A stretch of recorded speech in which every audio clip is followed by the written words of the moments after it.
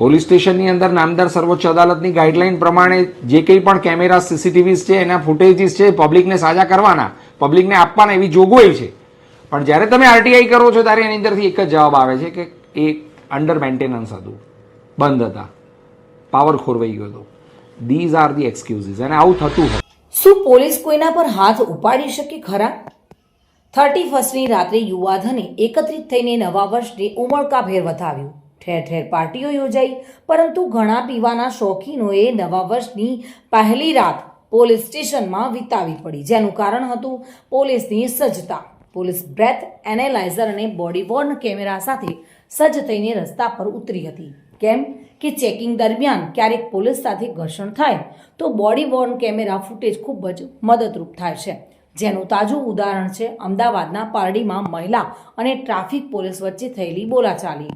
પહેલા તો પોલીસે મહિલાને માર માર્યાનો વિડીયો સોશિયલ મીડિયા પર વાયરલ થયો અને બીજા જ દિવસે પોલીસે બોડી વોર્ન કેમેરાના ફૂટેજ જાહેર કર્યા, જેનાથી સમગ્ર મામલો 180 ડિગ્રીએ ફરી ગયો હતો.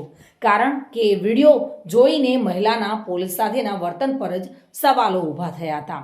પોલીસે જે બોડી વોર્ન કેમેરામાં કેદ થયેલા ફૂટેજનો ઉપયોગ પોતાના બચાવ માટે કર્યો, આવું અન્ય કિસ્સામાં સામાન્ય નાગરિકો માટે શક્ય છે ખરું ને? એટલે કે જાહેરમાં પોલીસ સાથે કોઈ વિવાદ થાય તો કોઈ વ્યક્તિ પોતાનો પક્ષ મજબૂત કરવા બોડી વોર્ન કેમેરાના ફૂટેજ માંગી શકે ખરી? એટલે કે પોલીસ નાગરિક વચ્ચેના વિવાદમાં સાચું કોણ? બોડી વોર્ન કેમેરાના ફૂટેજ કોર્ટમાં પુરાવો પણ બની શકે છે.